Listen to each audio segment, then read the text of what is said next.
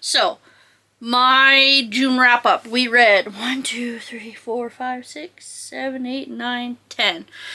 10 books. I was hoping to finish Bridesmaids Undercover, but we didn't get that done. But that's okay, because that just means I was going to do hockey, and I still might do a few. I kind of have them set up there. I might go picking through. But I want to finish Bridesmaids by Chance, which is the third book in the Bridesmaids for Hire series, I think is what it's called. But anyways, today's video is going to be kind of a wrap-up of it. All these ones were really good. I really like them, so they will move to my shelf. Basically, any ones that I really enjoy and I really love, and I love the author, they go onto my shelf. I'm actually getting better with, we're going to sell them if I don't like them, or if I DNF them, that means they gotta go. Like, I have Broken Bonds that I need to read, see if I like it. If not, it's gone.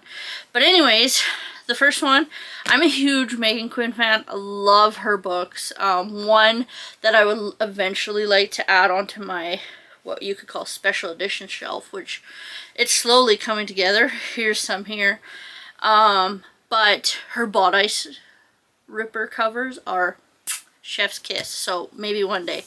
But all that to being said, I read Rules for the Summer, which is obviously by Megan Quinn. So her name is Renly, and she wants to do the candy store. So she puts in a bid, and her crazy aunt says, yep, we have the money, and they don't have the money. So that's where Theo Williams comes in, and Theo needs a fiance because they drunkenly made a bet of we can do it.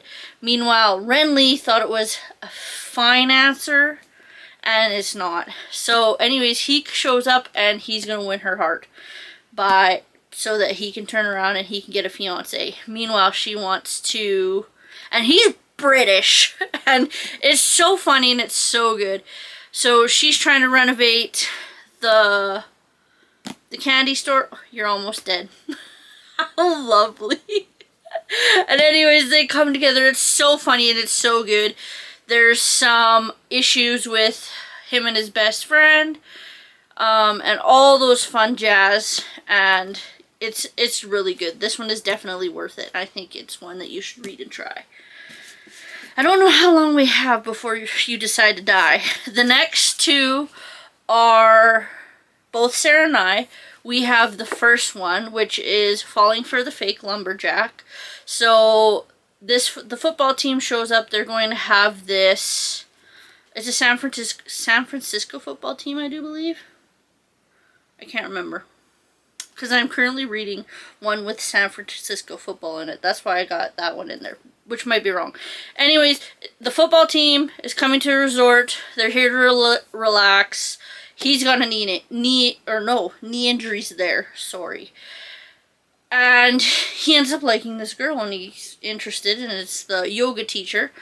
And so he turns around and he's like, well, I'm a lumberjack, and he's gonna do the lumberjack thing for her friend. Her name is Lucy, and his name is Harris. That's what it is, Harris.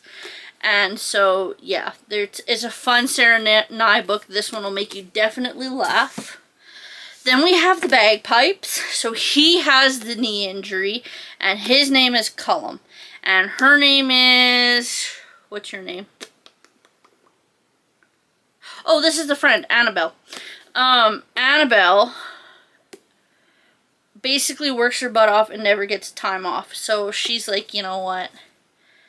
I'm going to take this vacation that my friend recommended, and I'm going to do it. So they end up, it's a single bed, one cabin, what are those sites called? Like Trivago. Basically put them together, and it wasn't supposed to. What's that word called? I just can't think of it. I've had a headache for 2 days. It's horrible. Anyway, so they come together. There's, spoiler alert, there's a, what is that called? It's pregnancy, but I can't remember what it's called. Anyway, so he moves out, she moves to stay with him because they end up getting fake married, then they get real married. It's just, it's fun. And then I'm not going to really go into these and describe these because I can't, because I'm not that smart. But we have Madness by Chantal Tessier. This is part of the Lord series. This one is Hayden's book. And I'm trying to remember so I can kind of do a little bit for you. But basically, oh, it's I read this at like the start of the month. What was it? They learn about, hello, so you have to charge all night, but you have been resurrected. You are alive again. No headache today. Feels really, really good. I think the weather is getting really cool at night, and then it gets really hot during the day, and it's frying the small half a brain cell I have left.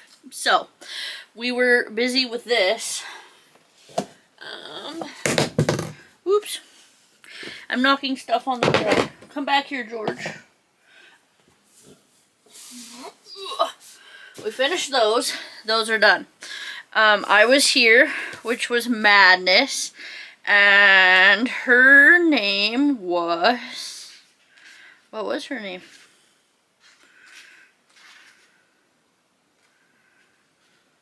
What is her name? A few moments later. Charlotte. Charlotte, but her real name is Annabelle, I think. Anyways, so I'm so bad at this. I'm so bad at this. Hayden gives up Ashton to Saint because he wants nothing to do with her. Saint's in love with her. So he turns around, and if you've read Carnage, is the first one, you learn that they end up getting trained basically to beat the ever-loving crap out of, to unalive some people, and that's what Carnage is. It's basically where people disappear to either be unalived or tortured. And so they get trained by, is her name Leanne? I really should do this when I'm fully finished reading them. Excuse me. Anyways, so he ends up getting Charlotte, and Charlotte has two names. I'm pretty sure it's Charlotte and Annabelle. And her quest is she wants to be like a lord. She wants to be higher up. She wants all that stuff. And her initiation quest, or whatever you want to call it, is Hayden. So she's basically to go in and get information on him as his therapist and send it back to the other lords. Well, he ends up deciding, I know what you're doing, and I'm going to make your life a living hell. Well, he ends up realizing he kind of likes her. And so they end up learning that she is, what's that word? It starts with F. Come on, Teleana. A founder. Yes. Is a founder. She's a founder. She's off the so like there's so many founders, and she's a kid of one of them founders, and so is he. Actually, all of the, so there's Saint, Cashton, and Hayden, and then Adam, which Adam, he gets unalived. He's not actually unalived, and he's got to go missing, and that's where we find out about Dollhouse. And that was a terrible rendition of it, but we're gonna end it there. And they end up together, and they love each other. Aw, cute. I'm not good at this. I am not good at this at all. So then we have Chaotic, which is Cashton's book. Now Cashton has, what is her name? What is your name? Everett. Her name is Everett, and she is a founder as well. But you don't find out till, like, that half. What the hell was that? Oh, it was on my phone. Anyways, that half, you don't find out she has a twin. So, at first you're reading it along, you're like, oh, okay, you know. So, she was R-A-P-E-D. I don't know if you're allowed to say that on the internet. The original, the fathers of Cash and St. Adam and Hayden, or the original brothers of Carnage. And she was actually placed across the cells in the basement of Carnage from Cashton's mom. Now, she would watch Cashton go and talk to his mom, try to give him her food, basically trying to get her out because his dad was so manipulative and basically not a nice guy. So, his mom tells her, you know, he's not going to be the same, like, he's a good kid. And she's like, you know, okay, like, I see what's happening. So, she ends up getting raped and all this kind of stuff. And, at that point, with all of it, she's being used as a breeder to make more founder children. And so she ends up getting a false pregnancy. Again, you don't know that in the first half. So she gets the false pregnancy, and then she tries to unalive herself because she doesn't want to take the kid into that. So she cranks the wheel and tries to, you know, in a car accident. And, come on, Talene, you were doing so good. You were doing so good. So then, she gets sent to Dollhouse, where we meet Evan. Evan, which we don't find out till later, is that Evan, Everett, and Hayden are all step-siblings. And you don't realize that till, like, that chunk. Anyways, so she goes to Dollhouse, meets Evan. Evan trains her, rapes her, and then turns around and his name's Bill. Bill buys her so she's out of that environment. And she ends up meeting up with Adam, which Adam is part of the 4 brothers of Carnage, who was unalived, then resurrected. He wasn't really dead, which you find out later in Massacre. I keep calling him Massacre. It's Madness. Come on, Talene. You just did that one. Jesus. But yeah, so she then gets assignments from Adam to unalive these bad guy rapists, cheaters. And she does it in the room 111, which is the number that was in her dollhouse number that is engraved into her hip, because Evan did that with a knife. Now, meanwhile, it's flopping back and forth, but you don't realize it's flopping back and forth between Everett and her sister Vivian. Now, you go along, and then she gets hurt really bad, or tried to be unalived, because they're trying to toast off Vivian, but also bring out Evan. And they end up getting him later on, and yeah, they fall in love and they have a happily ever after, and that's as best as we're gonna do because I don't remember the rest.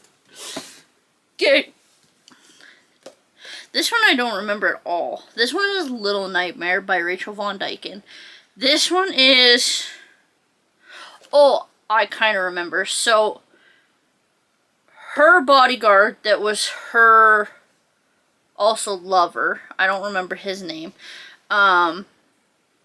gets unalived. There's a lot of unaliving. We still have 2 more unaliver books. But he was unalived. So they brought in the other guy. What's his name? Ace. They brought in Ace. I think it's Ace and Lucas. Ace, Lucas, and... What's your name? Raven. Ace, Lucas, and Raven. So Lucas was the one that was unalived. And then Ace was brought in to protect her. Well, they end up finding out she's pregnant, but she doesn't want to tell her family, so he lies and says it's hers, so then he has to be initiated and he has to take care of her, and they end up falling in love. But at the end you find out Lucas isn't really dead. And I'm pretty sure in the next one, which it's on Kindle Unlimited, which I don't do Kindle, I do paperback, he's not really dead. He ends up going with Tempest, but I haven't got to that one because it's on Kindle. I don't have it. But that's that one. This one is a spin-off. This is the DeLanges, I think is how you say it. I don't know how to say the name properly, but this is a spin-off of the Eagle Elite series. So there's that one. I think I should name this video my horrible June wrap-up. So we have two here. These are the hockey series by Rena Kent. This is Beautiful Venom. This is Sweet Venom. And then the next one I think is, what is it? Toxic Venom? I'm not sure. I know it's orange. But this first one is, I read this one first. Dahlia and, what's your name? Hunter, I think is what it is. I think it's Dahlia and Hunter. So,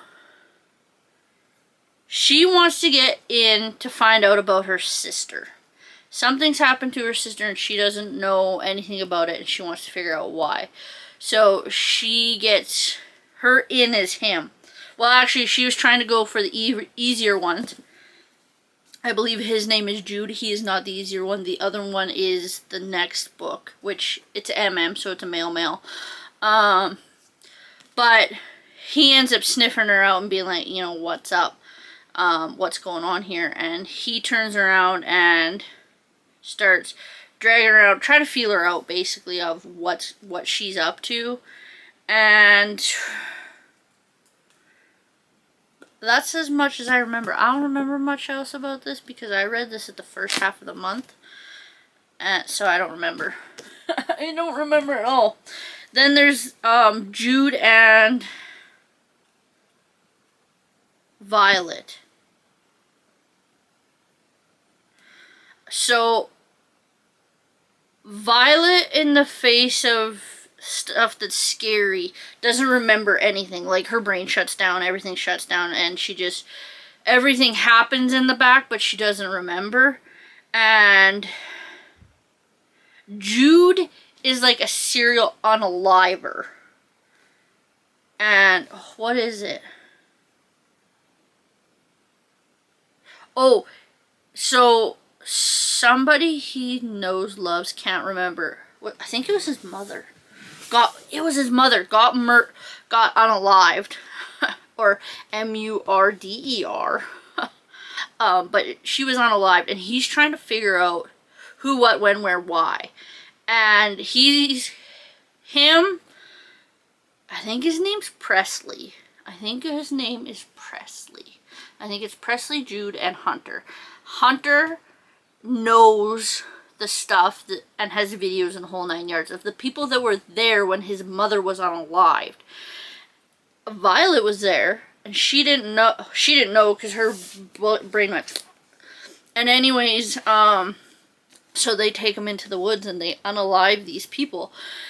And then he ends up finding out she was, but she explains, like, you know, I don't remember, I don't know nothing about it, I can't remember. And then they fall in love, and that's it. Because that's as far as I remember. Now, we're going to save the last two Unaliver books for after this one. This one is Fever Dream. This is Emmett and Julia Silva, which is Theo Silva's sister. So, he needs money to save, I mean, you've probably seen this one everywhere. This is the Indigo exclusive. But he needs money to save the family horse farm. So he's like, how do I do it? Now they're eventing and show jumping. So eventing is I'm trying to think, like, there's show jumping, there's eventing, and there's cross country. Eventing is 3 things, so I do believe eventing is where you do the show jumping, you do dressage, and then you do the cross country course, I believe is what eventing is. I think she's a show jumper, his sister, and they're trying to make it big, but they haven't got that far yet. But his sister is really, really trying. So he's like, how do I make this money as a bull rider when I'm not making enough to keep this place afloat? So I think it's his agent goes, well, why don't we do a dating show? And at first he's like, oh, hell no, I ain't doing that. That crap is not for me. But then he finds out how much money you can get, and he's like, well, okay, you know, I'll do it for the money. So he turns around and he starts this dating show. He's kind of getting bullied by would he be the executive producer? I'm not sure. But it's kind of like, you gotta pick this one, you can't pick this one. Very streamlined, and he's kind of a pervy asshole. Meanwhile, he's sleeping with the one, I think her name's Madeline. The one that he wants to stay, and that he wants picked. And meanwhile, in the background, Emmett's falling for Julia. Julia, who is brought in as a set director, she makes up the sets, and she finds places to shoot these things and whatnot. So he sends her up a mountain to Prickle Point, I think is what it's called. And she gets a cactus in her ass because she falls down and he has to pull it out. They go to a bar, and then she gets pissed because he tells her that I would never bring a girl to this bar, which was like a little dive that he went with Julia, but he didn't want to taint the experience because he was with her and he's starting to like her. So he says, you know, I'd never take anybody to here. We're gonna go to there, which I'm going to call him Randall because I can't remember his name. Randall the dick was like, why would you pick that? And, well, she's like, he took me there, and he's like, you're a liar. And basically they kind of flip around and whatnot. And then he ends up getting the money because I think pervy Randall screws up and whatnot. And I can't remember the lawyer stuff. But anyways, they end up together. He saves the family farm. It was actually really good. I really liked it. Elsie Silver is probably the only one that I can actually read cowboy romance. So this was actually pretty good. Then we have the 2 unalivers. So I lucked out and I didn't read this one because I didn't know if I was going to like Bryn Weavers, but I ended up loving the Ruinous Love trilogy. So this is book 1, this is book 2. This is tourist season, this is harvest season. So in tourist season, I gotta remember names, and his name is Nolan. That's what his name is. Nolan and Harper. So Nolan shows up at Cape Carnage because he's looking for people that was there when his brother was killed in a car accident. I think his brother's name was Billy. So, excuse me. So, him and Billy were headed home one night, and 4 people, one of them being Harper, which, if you didn't read it, here's a spoiler. Her name is not really Harper. Her name is... Oh, we met her in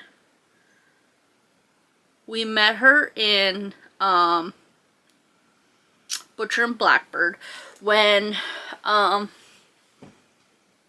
Salome saves her and her boyfriend. Well, her boyfriend Adam was unalived by the serial unaliver that in the barn. What? I can't remember her name.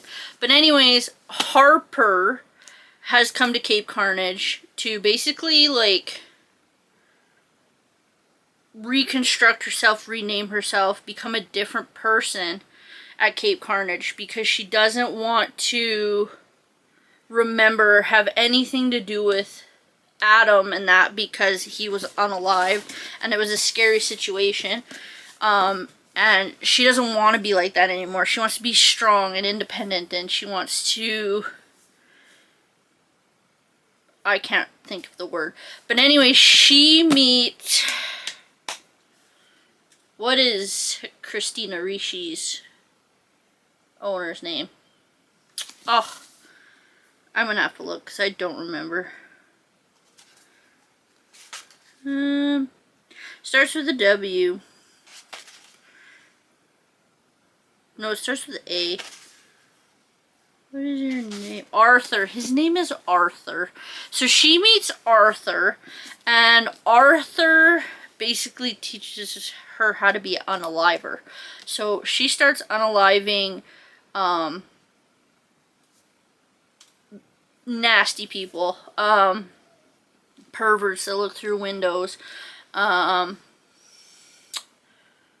one that beats up a nurse that was having a hard time getting pregnant, which, yeah, it's in this one, and that kind of stuff. Meanwhile, these podcasters called the Sleuth Seekers have shown up because they're trying to find La Plume, which, spoiler alert, is the sheriff, which you don't find out till, like, the last chunk. Anyways, so, his name's Lucas, too. So, Arthur's grandson's name is Lucas. He was raised by Arthur because La Plume killed Arthur's daughter. Now, Arthur killed his wife because she had severe cancer. And, yeah, so that's kind of the back history of Arthur. So, Arthur was a serial unaliver to people who shouldn't be in Cape Carnage. Again, same concept as Harper, but just generalized bad people. Well, Lucas says he sold this stretch of land down by the river, which has all the unalivers' burial sites. And Nolan, who's trying to unalive Harper, goes and helps dig these bodies up. And he unalived the serial window peeker and put the head in the bird feeder. Meanwhile, there's Morpheus. He is awesome. Morpheus is the pretty murder bird. He put it in his bird feeder. So, anyways, they go out to the river and they're pulling out these bodies. Meanwhile, the Sleuth Seekers are getting closer and closer and closer and closer and closer to trying to find out who it is. Meanwhile, what's the first one's name? What is the first one's name? I don't remember. Anyways, the one who was there needed a drone person, so Nolan's like, you know what, I got you, I'll help you. So they're kind of trying to fly around and find these things, because he's trying to look for La Plume, who the last known place for him was Cape Carnage. Meanwhile, he's doing that. Then Harper, who actually knows about the first Sleuth Seeker, I can't think of his name. I'm going to call him Sam. I think his name is Sam, but I'm not sure.